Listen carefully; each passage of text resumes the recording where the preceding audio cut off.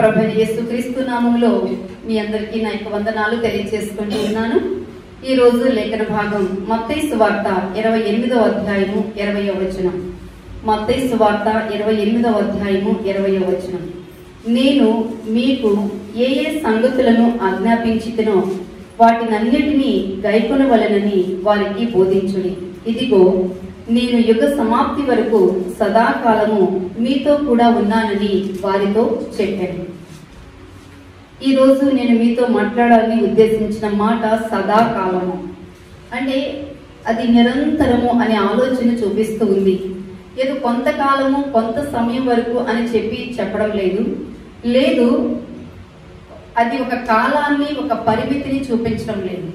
సదాకాలము అనేది from the beginning till the end అనే ఆలోచన అది మనకి ఇక్కడ ఇస్తూ ఉంది. To the very end of the age. అసలు సదాకాలము అంటే యుగ సమాప్తి అని మాట్లాడుతూ ఉన్నారు.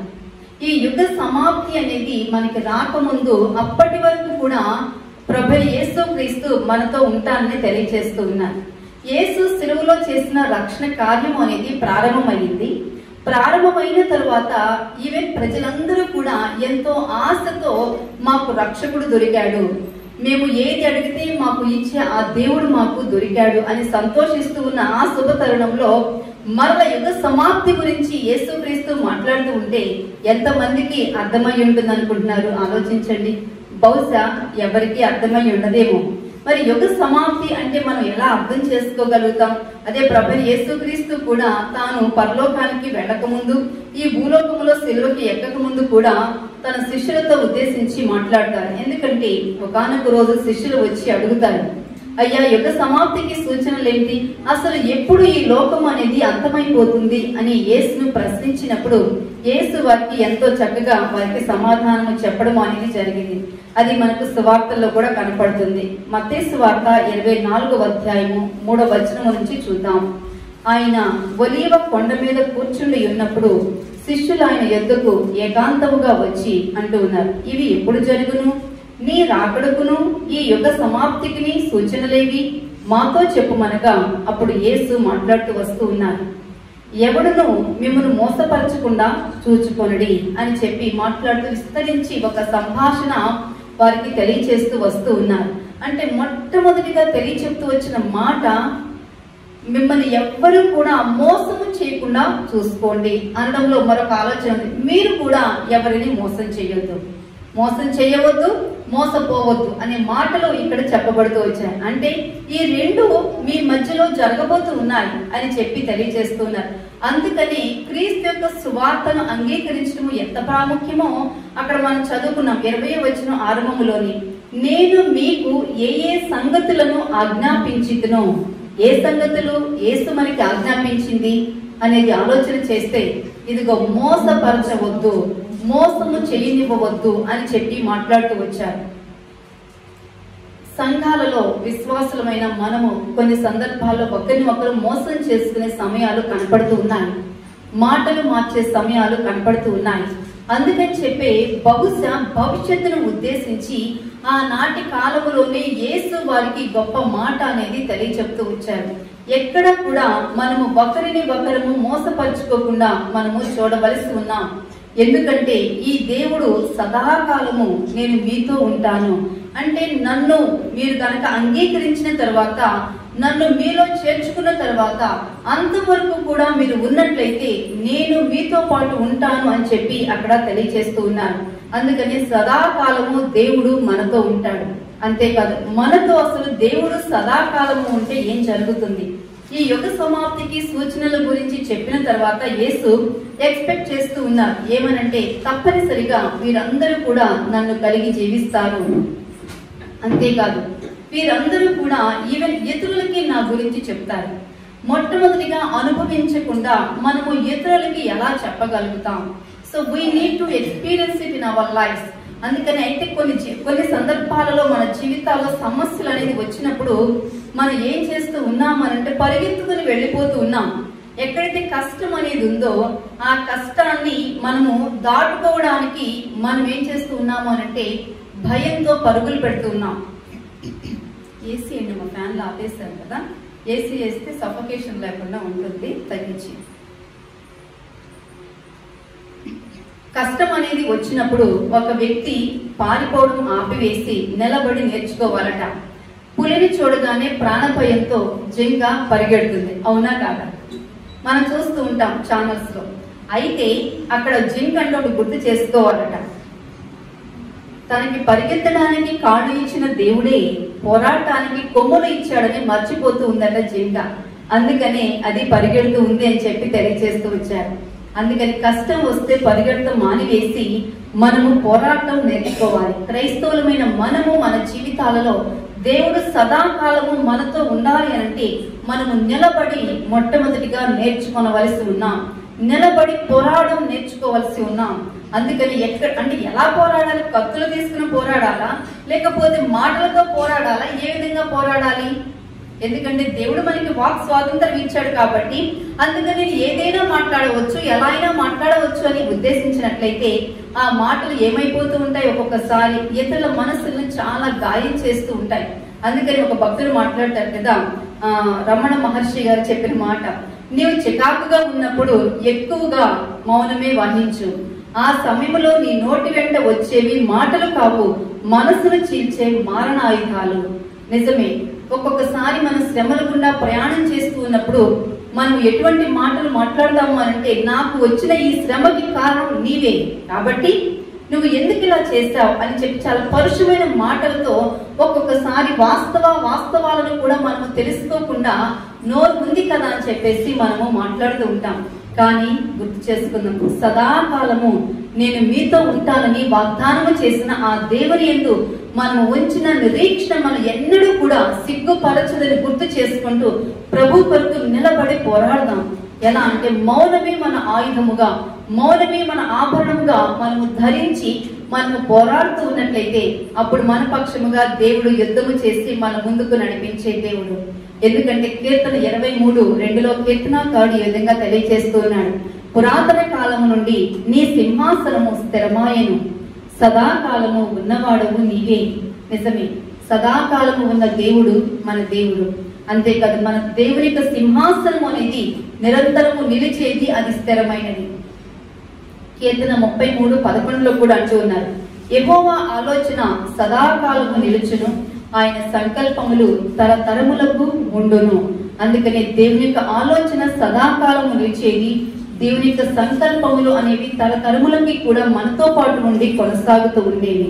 సో అందుకని సదాకాలము మనతో ఉండే దేవుడు ఆయనే అని చెప్పేసి గుర్తు చేసుకుంటూ ఎట్టి పరిస్థితుల్లో కూడా ఈ యుగ సమాప్తికి జరిగే సూచనలు మనం గుర్తు చేసుకుంటూ పరుగులెత్తే వారముగా కాకుండా నిలబడి పోరాడే వారముగా మనము ఉండవలసి ఉన్నాం. అందుకని ఇర్మియా గ్రంథములో బలపరుస్తూ తన ప్రజలని ఇశ్రాయేలును ఉద్దేశించి దేవుడు ఆనాడు ఇర్మియా ద్వారా పలికిస్తూ వచ్చిన మాట ఇర్మియా 10:10 అంటూ ఉన్నాడు, యెహోవాయే నిజమైన దేవుడు, ఆయనే జీవము గల దేవుడు, సదాకాలము ఆయనే రాజు, ఆయన ఉగ్రతకు భూమి కంపించును. దేవుని యొక్క ఉగ్రత అనేది ఈ భూమి మీద అది నెరవేర్చబడుతూ ఉన్నప్పుడు, దేవుడు ఆయా సమయాల్లో మనకు చూపిస్తూ ఉన్నప్పుడు భూమి కంపించిపోతుంది. అంటే దాని అర్థం భూకంపం వస్తుంది, అది మనకు తెలుసు. కానీ ఈ భూమి మీద నివాసము ఉంటున్న మనందరి జీవితాలు కూడా భయానికి లోనైపోతూ ఉంటాయి. ఎటువంటి భయము అని అంటే ఒక్కొక్కసారి ప్రార్థన చేయడం కూడా రాని స్థితిలోనికి మనం వెళ్ళిపోతాం.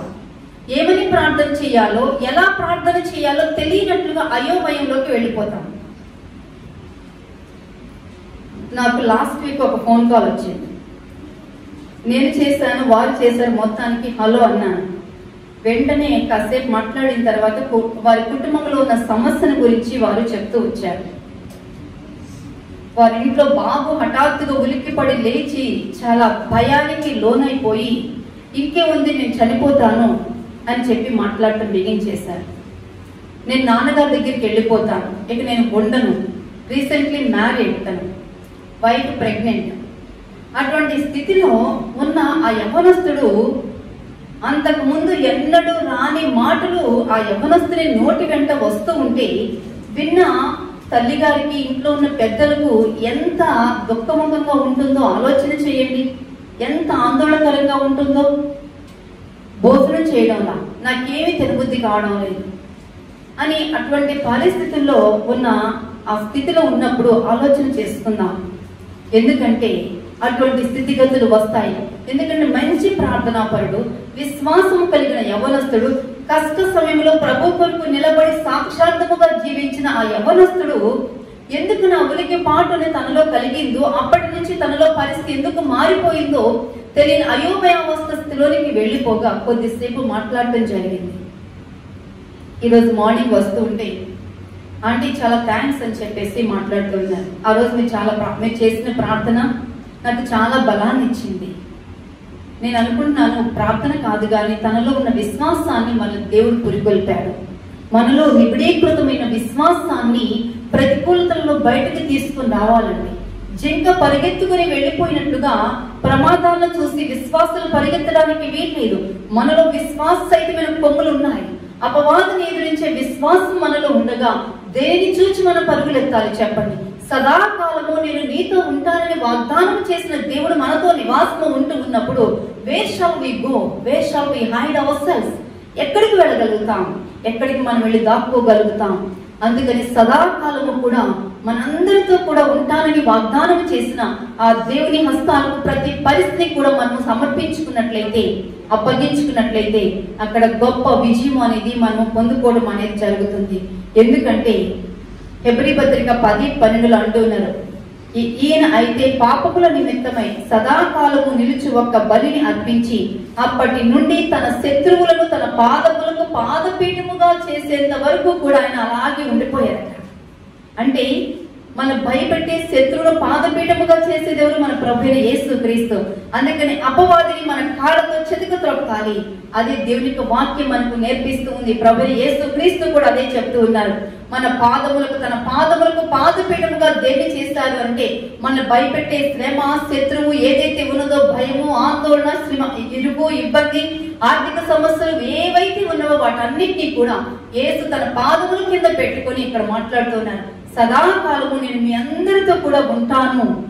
ఎందుకంటే యుగ సమాప్తిని గురించి మాట్లాడుతూ చెప్పిన మాట కేవలము ఈ సంవత్సరం నుంచి ఈ సంవత్సరం వరకు అని చెప్పడం లేదు.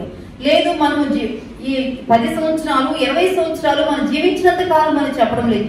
ఇహమందును పరమందును కూడా మనతో ఉంటానని వాగ్దానం చేసిన దేవుడు మనకి తోడుగా ఉండగా మనము దేనికి భయపడాలి? మనలో ఉన్న విశ్వాసాన్ని బయటకు తెచ్చుకుందాం. అప్పుడు నేను ఆ యవనస్తుని భార్యతో చెప్పాను, అమ్మ మా అబ్బాయిని మాత్రం ఒంటరిగా వదలమాకు, ఎక్కడున్నప్పటికీ నువ్వు తోడుగా ఉండాలి. ఎందుకంటే నూతనముగా యవనస్తులుగా ఉన్న బిడ్డలు వివాహం అయిన తర్వాత స్త్రీ ఒక చోట, పురుషుడు ఒక చోట ఉంటూ కుటుంబ సంబంధంలో ఉన్న ఆ యొక్క బంధాలను చాలా సెపరేట్ చేసేసుకుంటూ ఉన్నారు. ఒక స్త్రీ ఫోన్ చేసి, తల్లిగారు ఫోన్ చేసి చాలా ఏడుస్తూ హైదరాబాద్ నుంచి వచ్చిన కాల్. వారు అంటూ ఉన్నారు, అమ్మా మా కోడలకు 8 నెలల పాప ఉంది, వెళ్ళిపోయింది, పుట్టింట్లో ఉంది, ఇంటికి రావడం లేదు, తల్లిగారు ఎందుకు పంపించడం లేదు తెలియడం లేదు అని మాట్లాడుతూ వచ్చారు. ప్రార్థన చేయండి అమ్మా అని అత్తగారు చేసిన ఫోన్ కాల్.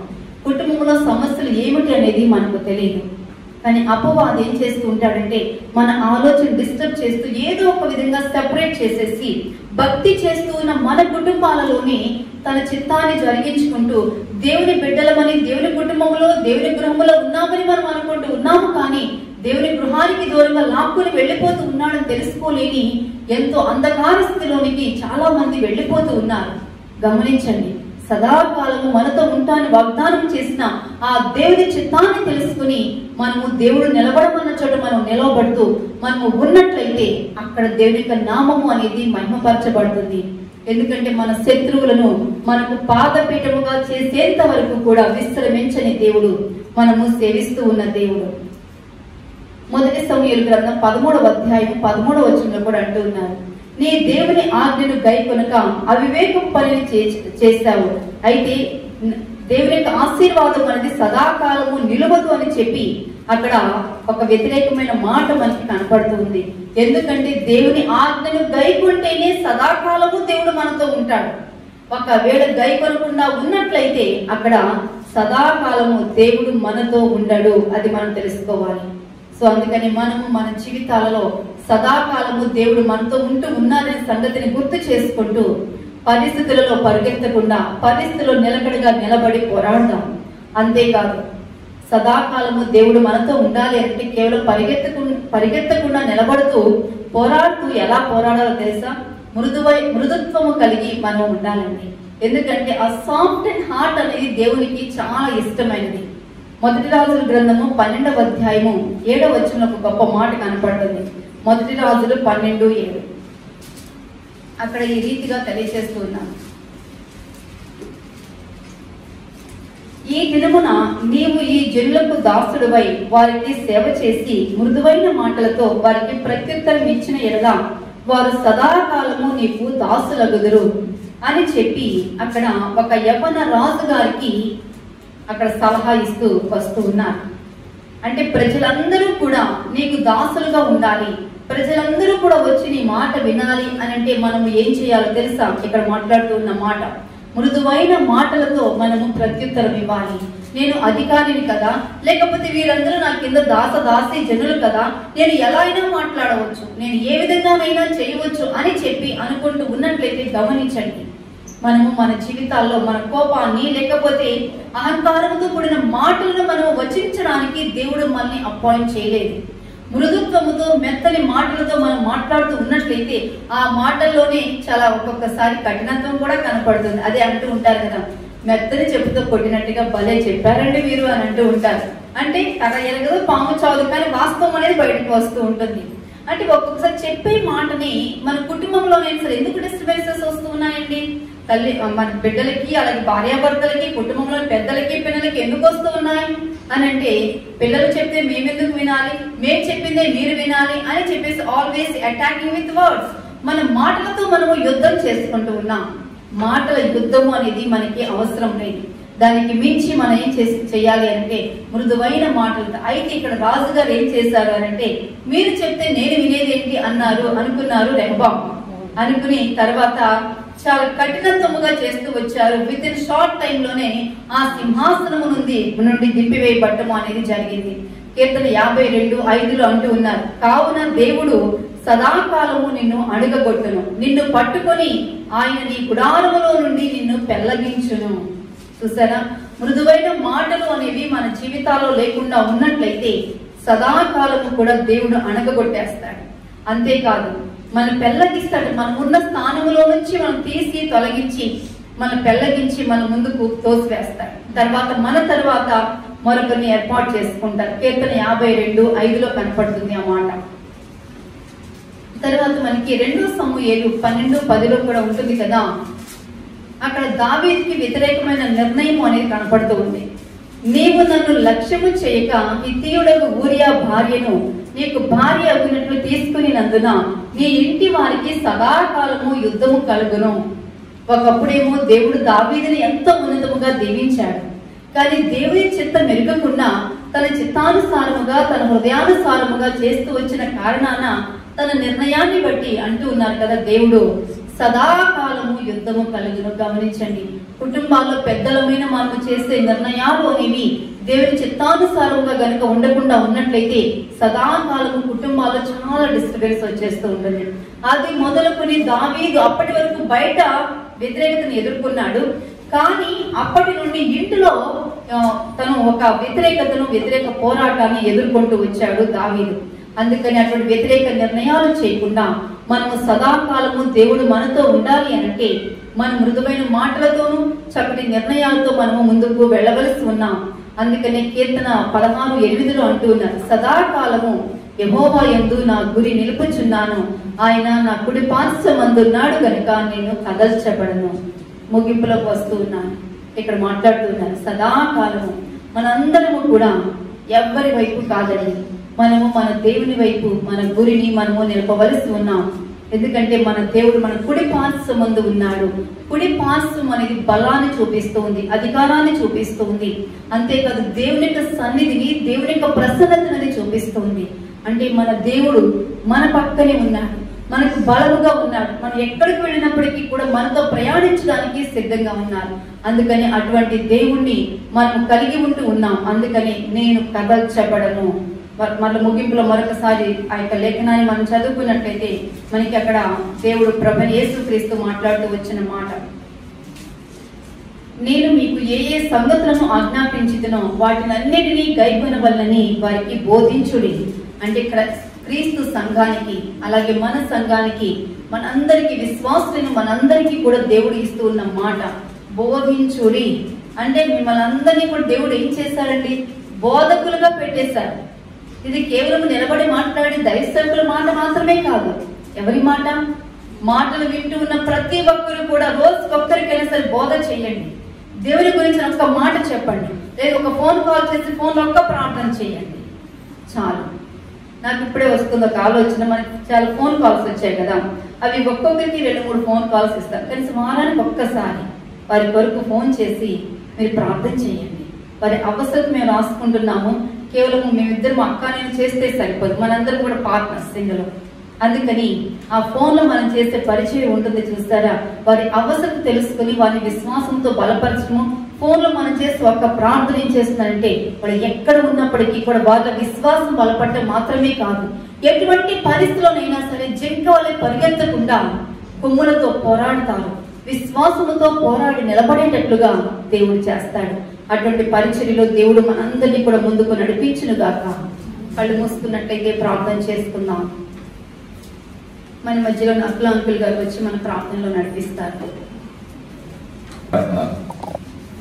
సదాకాలము నీతో ఉంటానన్న దేవుడు, ఆయన మాట ఎన్నడో తప్పే దేవుడు కాదండి. ఇక సమాప్తి వరకు కదలక నువ్వు నిలుచు సియోను కొండవలే నేను ఉంచడానికి దేవుడు గొప్ప కృప చూపాడు.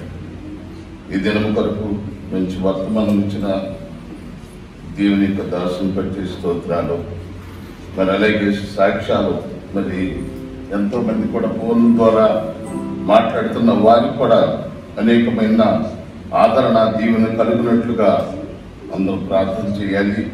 అలాగే ఈ మందిరం కొరకు ఇది ఎలా జరిగించాలో దాని కొరకు కూడా ప్రార్థన చేసేవారిగా మనం ఉండాలి. దేవుడు నీతో వాగ్దానం చేశాడు, సదాకాలము నిత్యం నేను నీతో ఉంటాను, ఎక్కడ మోసపోకుండా, ఎట్లా భయపడకూడనట్లు ఈ యొక్క మొక్క క్రాంతి మా పైకి దిగిరా నాయనని మనం ప్రార్థన చేసే వారముగా ఉండాలి. ఏ బలహీనతను మన మీద ఏలుబడి చేయకూడదు, ఏ బంధకాలను మనం తాకకూడదు. ఎక్కడైతే బంధించబడ్డారో విడుదల అవ్వాలి, విమోచన దయచేసిన ఆయనని ప్రార్థన చేసుకోవాలి. ఈ దినం కొరకు దేవునికి స్తోత్రములు చెల్లిస్తూ నిత్య నిబంధన చేసిన దేవుడు ఎన్నడూ ఎక్కడ ఎప్పుడు ఏ విషయంలో కూడా మాట తప్పే దేవుడు కాదండి. మన పట్ల ఆయన గొప్ప ఉద్దేశాన్ని మన పట్ల జరిగిస్తున్నాడు.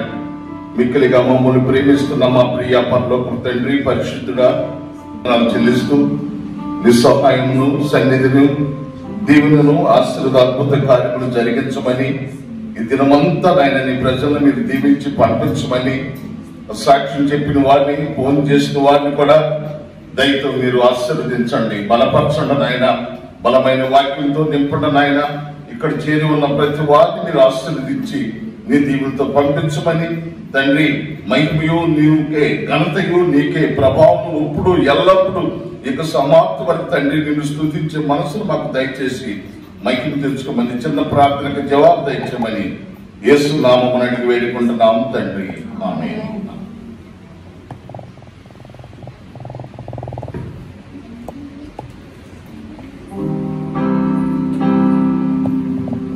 సదాకాలము నీతో నేను జీవించెదను యేసయ్యా, సదాకాలము నీతో నేను జీవించెదను యేసయ్యా, యేసయ్యా, యేసయ్యా, యేసయ్యా, యేసయ్యా, యేసయ్యా, యేసయ్యా, యేసయ్యా, సదాకాలము నీతో నేను జీవించెదను యేసయ్యా, సదాకాలము నీతో నేను జీవించెదను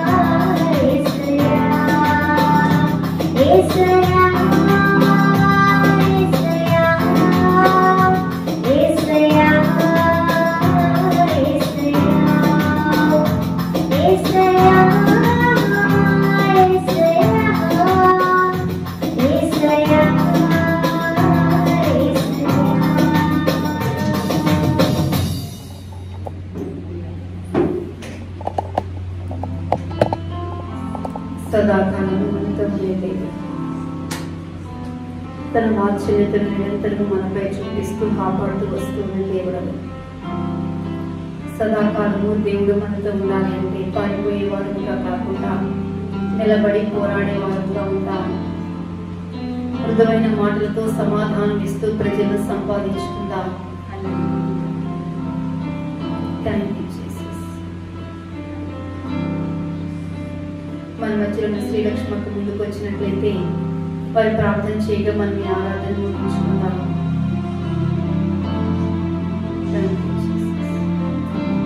పరిశుద్ధుడైన మా తండ్రి, ప్రేమ కలిగిన మా ప్రభువు, మీ ప్రశస్తమైన పాదములకు వందనములు, స్తుతులు, స్తోత్రములు చెల్లిస్తున్నాం. ఈ ఉదయకాలము మీరు మాతో మాట్లాడిన నీ వాక్కుల కొరకు మీకు వందనాలు చెల్లిస్తూ ఉన్నాం. సదాకాలము మీరు మాతో ఉంటానని, మాతో నిలిచి ఉంటానని మీరు మాట ఇచ్చిన దేవా మీకు స్తుతులు నాయన. మేము ఎల్లప్పుడూ నీ సన్నిధిలో నిలిచి ఉండే వారముగా మమ్మల్ని అందరినీ కూడా స్థిరపరచమని, ఐక్యపరచమని వేడుతూ నీ దాసురాలను కూడా ఇంకను మరింతగా అభిషేకించి వాడుకనమని వేడుకుంటూ నీ బిడ్డలైనటువంటి ప్రతి ఒక్కరిని కూడా పేరు పెట్టిన జ్ఞాపకం చేసుకోమని, నీలో స్థిరత్వము కలిగి నీలో నిలిచి ఉండి ఫలించి అంటుకట్టుబడి వేరుపారి స్థిరపరచబడటానికి సహాయం చేసి మహిమ పొందుకనమని వేడుతున్నాం. వారు తమ గుప్పెడ విప్పి మీ సన్నిధిలో చాచిన ప్రతి హస్తాన్ని బట్టి కూడా మిమ్మల్ని హృదయపూర్వకంగా స్తుతిస్తున్నాం. ఉద్యోగ వ్యాపారాలలో 30 60 100 ఫలింపచేసి నీ నామమునకు మహిమ, కూడి వచ్చిన ప్రజలకు దీవెనను ఆశీర్వాదముతో నింపి నడిపించమని యేసు పరిశుద్ధ నామమున మనవులన్నీ ప్రార్థించి అడిగి వేడుకుంటున్నాము తండ్రి. ఆమేన్. త్రియేక దేవుని ప్రేమ, కృప, సమాధానములు ఈ లోకములో ఉన్న పరిశుద్ధులందరికీ, అలాగే వాక్కులు విన్న ప్రతి ఒక్కరికి తోడయండి నడిపించును గాక. ఆమేన్. ఆమేన్. అందరికీ వందనాలు తెలియజేస్తాను.